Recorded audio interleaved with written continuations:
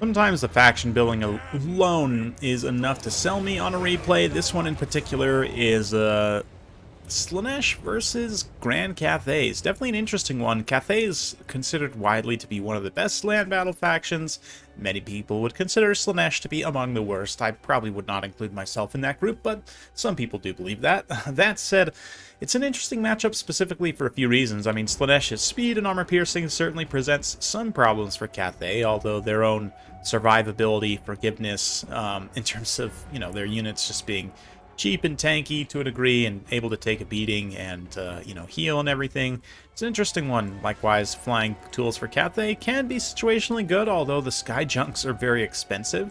So it does take something for them to pay for themselves, but being up in the sky with those rockets makes them relatively safe when they're trying to shoot at higher value infantry like these Exalted Demonettes, of which there are 3 Azazels up in the sky, a couple of Devoted Marauders, including some Whips, and some Knights of Slaanesh as well. One flank actually has a Fiend as well with Knights of Slaanesh, so quite a bit of value spent on mobility, and just in general, a pretty tall build. Going to be heavily outnumbered, not quite 2-to-1, but not that far off also. We've got these Onyx Crowmen here, the Empress Crowmen, Regiment of Renown, and Peasant Long Spears, Jade Warriors, of course, up front. War Drum as well, so a few unusual picks here. We'll see how that ends up playing out. The War Drum is gonna give, let's see, currently magical attacks and speed. I guess makes sense, considering all of Slaanesh has physical resistance. I still don't know that that's 100% going to be worth the cost to bring this thing. It does provide some other augments, I guess. A constant harmony as well, with Meow also fortifying that harmony even further. So let's get things rolling. The Sky Junks kind of come forward a little bit and are immediately going to switch targets onto the Demonettes, which is absolutely what they should do here. That said, Azazel can close the distance and try and engage the Sky Junks in melee himself. Of course, that's going to open him up for Miao Ying to transform and try and countercharge him, but honestly, that's probably fine. I think Azazel doesn't totally hate to take that fight, but Slaanesh is able to get in pretty promptly without too much damage.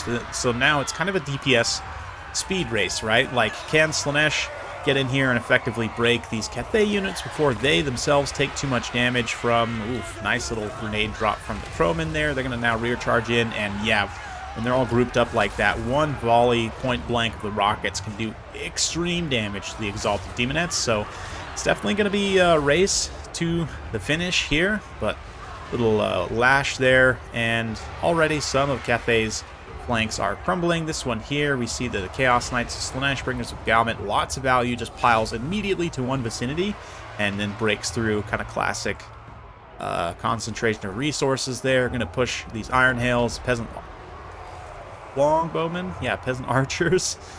They're also going to get routed quite quickly here. So despite that extreme damage taken in a relatively short period of time, Slaanesh does manage to kind of break through this very dwarven-looking defensive formation. And then Azazel, of course, is going to be up in the sky. You'll see him in the background, just continuously swiping at these Sky Junks. So, I mean, I kind of understand the Cathay player, like, not even bothering to micro the Sky Junk away. It's so slow. There's absolutely no chance of it ever escaping Azazel, so you might as well just stand and take it so that you at least distract Azazel for some time, maybe even heal the Sky Junk just to keep him occupied. I don't know. Or you could transform with Miao Ying and again try and go take a fight 2v1. Even though the Sky Junk isn't contributing any damage whatsoever, it's still maybe taking some hits from Azazel, but as it is right now, he's just feasting value, taking it out. That said, for the rest of the army, the Knights, the Fiends, and Bringers of Beguilement, and otherwise Exalted Demonettes, working quite well to just absolutely massacre and make a mockery of this Cathayan backline. The Fiends are an interesting one. I'm a huge fan of Fiends generally, even though they're quite squishy and hard to use effectively, but here in combination with the Heavy Knights, who can kind of tank a lot of the damage for them, the Fiends can provide that little bit of Soporific Musk, right, to help equalize the stats a little bit here, help the Knights trade against some of these cheaper anti-large units a little bit more efficiently. But Azazel finishes one Sky Junk. That's fantastic for him. As, the Fiends are going to, again, liberally spread around that Soporific Musk to all sorts of units here.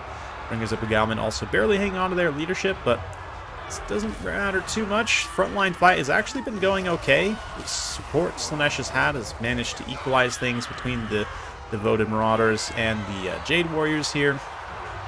So, yeah, some more nice rear charges from the Chaos Knights, who are starting to run out of steam themselves a little bit. And Cathay certainly has not been going quietly to that good night, but one Sky Junk falls very dramatically there. Azazel's just going to immediately move on to the next one. So, yeah, I mean, not that Azazel actually did very much. He's just mostly sitting in the air attacking two high-value targets, but he's probably going to get an insane amount of value. And from a tactical perspective, I mean, you guys saw how much damage those Sky Junks were able to do. Ooh, it looks like Azazel there. Yeah, a little bit of Vein of Slaanesh on those Empress Crowmen, send them into Enrage.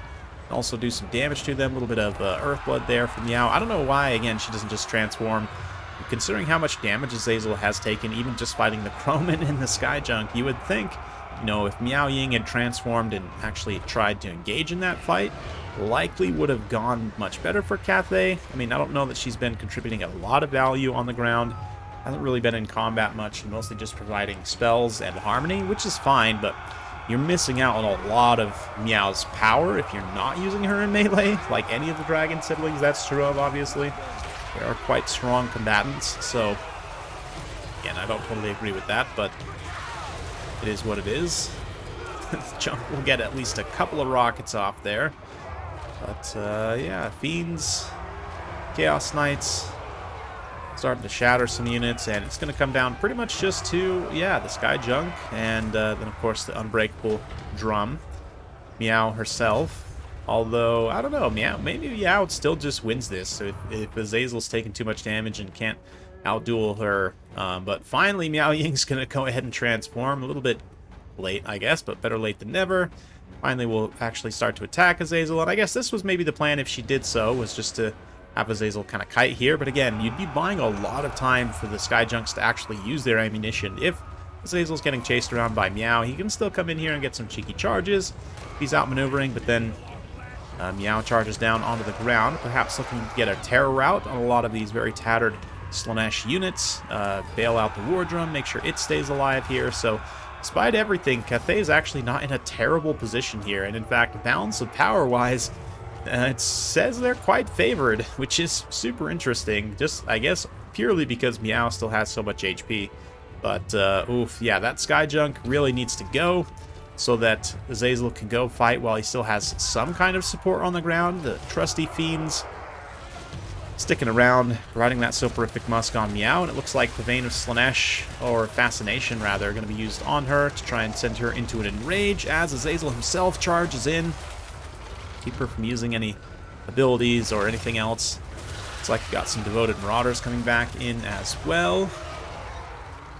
So we'll see between that Vein, Soporific Musk, also super important again at this point, lower her down to 40 melee defense. Azazel with his 82 melee attack, Demon Blade active for extra weapon strength and Discourage. He's getting some good damage on Miao Ying and not really taking too much himself. Keep in mind, of course, she's also getting buffed by the War Drum, which is going to give her a little bit of extra melee attack as well. But, I mean, Azazel has significant physical resistance. I think, honestly, right now, the best thing might be to actually switch back to the magical damage. To be honest, I think that, yeah, I mean, an extra 20% damage on Azazel, or maybe not quite, you know how the math works, I certainly don't, but a little bit of extra damage, right, bypassing that physical resistance. Super important.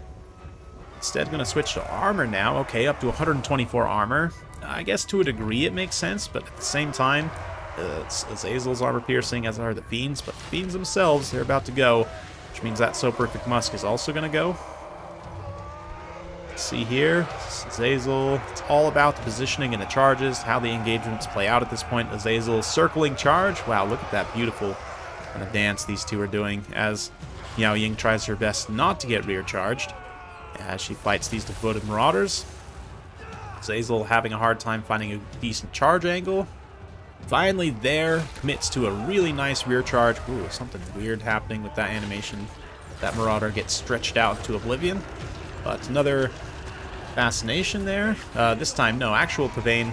Once again, sending her into an Enrage. Can't target her attack order specifically on Azazel. Man, it's going to be close, though. Azazel gets a couple of his attacks into the drum as it kind of blocks him momentarily. But, yeah, Meow's getting very low. 1800 HP. Azazel actually finally has more HP than her. Poison. I guess, yeah, the Devoted Marauders. I also forgot about them having poison on their contact effect, which has been significantly impacting this fight the entire time, lowering Meow's weapon strength. She actually routes here, which is going to spell the end for Cathay. I mean, unless the War Drum can somehow kill Azazel, which it definitely can't. So, let's just fast forward through this endgame as Azazel chases Meow. Gonna have to finish her off. Yep. And once she goes down, of course, everything else will face army losses. The Unbreakable War Drum will try. It's going to try and kill Azazel, but unfortunately, you know, it just doesn't have the weapon strength or combat stats to realistically do so. And inevitably will get taken out. So what a game. Super, super close. Despite Cathay's misplays, I do think had Cathay actually gotten Meow involved with fighting Azazel earlier, I think they probably could have won that. Anti-Kaiju here, just kind of allowing the Junks to take quite a bit of damage. And again, maybe he can explain his thinking down in the comments below if he ends up seeing this. I'm just curious why, you know, you waited so long to engage with Miao Ying. From my perspective, even if you're just chasing him around, you're still buying time for the Junks to shoot, which they might have been able to do a little bit more damage to some of these higher value units that ended up kind of feasting a little bit. Although, all things considered, I'm surprised at how little value the Slaanesh army actually got. Like, 314 kills, only 886 value. Like, technically didn't pay for themselves. In fact, technically, like, none of these units paid for themselves. But, yeah, I mean, Azazel gets almost 6,000 damage value, 36,000. Yeah, 5,847 damage value, 36,000 damage dealt, just insane. For Anti-Kaiju, of course, the Junks also both pretty much pay for themselves, so hard to really argue against bringing them here. Drum's also an interesting one. I mean, I guess support-wise, a lot of Cathay's units end up pretty much paying for themselves, so hard to really argue with that too much. One Peasant Long Spear, 1,400 damage value as well, just insane. I think that's probably the one that stuck around in the late game, but definitely an interesting one. Yeah, for Anti-Kaiju, I don't know that I would actually change this build at all, just be a little bit more active with Meow, trying to defend the Sky Junks in the sky against Azazel, so you can get a little bit more damage out of them. But that's all for me for today. Hopefully you guys enjoyed that. If you like this sort of content, be sure to like, subscribe, hit that bell notification. Every time I upload a new video, you'll be notified. Thanks again. We'll see you next time.